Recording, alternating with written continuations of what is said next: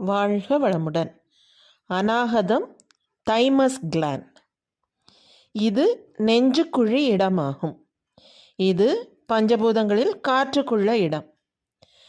இந்த தைமஸ் கிளாண்டில் மனம் வைத்து தவம் இயற்றுவதால் மனோதிடம், செயலார்வம், தைரியம், நம்பிக்கை, திறமை இவை பெருகும்.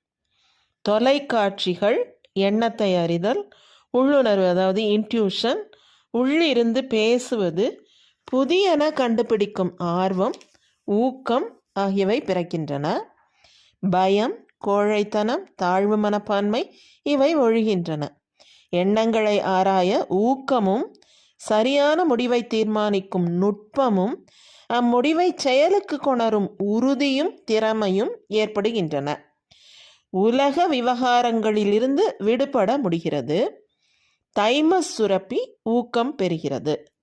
வாழ்க வளமுடன்.